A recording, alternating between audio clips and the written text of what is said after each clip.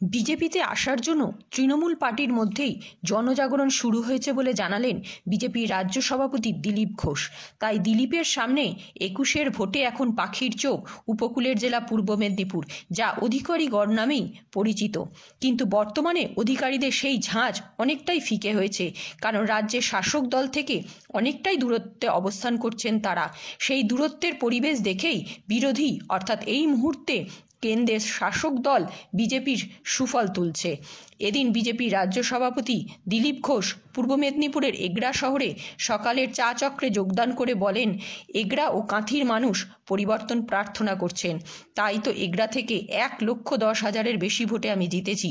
কাঁথিতে ৬ লক্ষ বেশি মানুষ ভোট দিয়েছেন। এতেই যে বোঝা যাচ্ছে মানুষ কি চায়। বর্তমানে রাজ্য সরকারের বিদায় ঘণ্টা বেজে গেছে, তাই তো আমরা এদের অন্যায় অবিচারের বিরুদ্ধে লড়াই সংগ্রাম করছি। আর অন্যায় নয়, প্রোগ্রামও করছি। মানুষের স্বতঃস্ফূর্ত মনোভাব দেখতে পাচ্ছি আমরা। এদিন বিজেপিতে যোগদান কর্মসূচিও হয় বেশ কয়েকজনের। শুভেন্দু ঘনিষ্ঠ বিশ্বজ্যোতি মাইতি সহ অনেকেই এদিন বিজেপিতে যোগদান করেন। আর এই যোগদান পর্ব চলাকালীন হয় এক চরম বিপত্তি। আচমকাই মঞ্চ ভেঙে পড়ে দিলীপদের।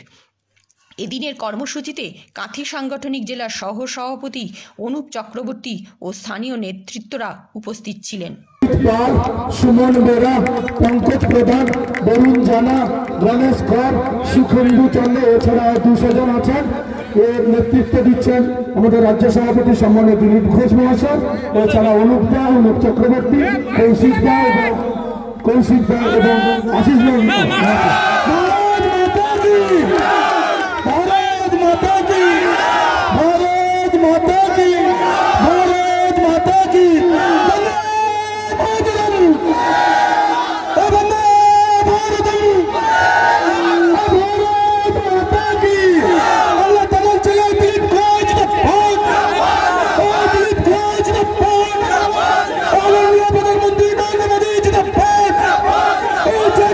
the